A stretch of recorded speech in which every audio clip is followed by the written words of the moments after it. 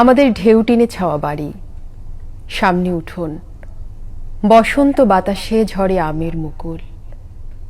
রান্নাঘরে বলক উঠছে ভাতের হাঁড়িতে, মাছের ঝোলের গন্ধে মিশে যাচ্ছে মুকুলের ঘ্রাণ।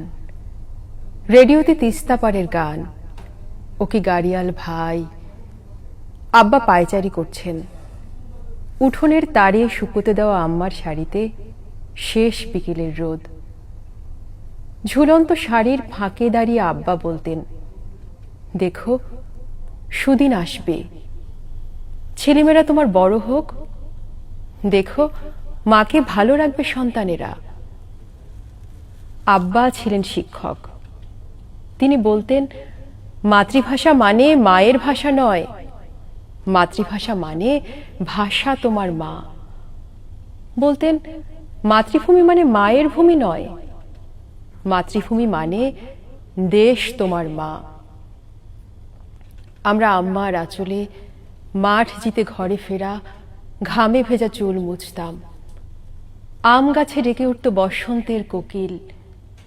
আমরা বাগান থেকে ফুল তুলে আব্বার পিছু পিছু ভোরবেলা কুয়াশা মাখা পথে খালি পায়ে হাঁটতাম প্রভাত ফেরিতে। আব্বাকে রংপুর গোরস্থানে শুয়ে রেখে আমরা এখন ঢাকায়। এক রাত্রে স্বপ্নে আব্বা জিজ্ঞেস করেন, সুদিন কি এসেছে বাবারা?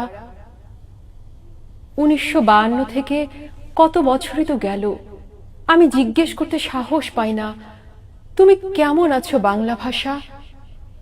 1971 থেকে কত বছরই তো গেল, আমি জিজ্ঞেস করতে সাহস পাই না, তুমি কেমন আছো বাংলাদেশ? শহীদের নিযুত আত্মারা আকাশে নক্ষত্র হয়ে জাগে, কালো আকাশের গায়ে সপ্তর্ষি মণ্ডলের মতো প্রশ্ন চিহ্ন আঁকে। আম্মার কাছে যাই, তার মুখে বয়সের ছাপ। আম্মা বলেন, মন খুলে কথা বলো। মা মানে মন খুলে মনের কথা বলা, মা মানে মন খুলে সব প্রশ্ন জিজ্ঞেস করা। আম্মার আঁচলে মুখ মুছে আকাশের দিকে তাকিয়ে দেখি সপ্তর্ষি মণ্ডলে আজও প্রশ্ন চিহ্ন আঁকা। শহীদেরা শুধু সওয়াল, তোমরা কি আমাদের মতো নির্ভয়ে বলো?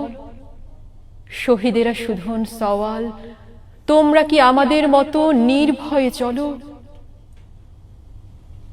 আম্মার আঁচলে ফের লুকোতে চাই মুখ,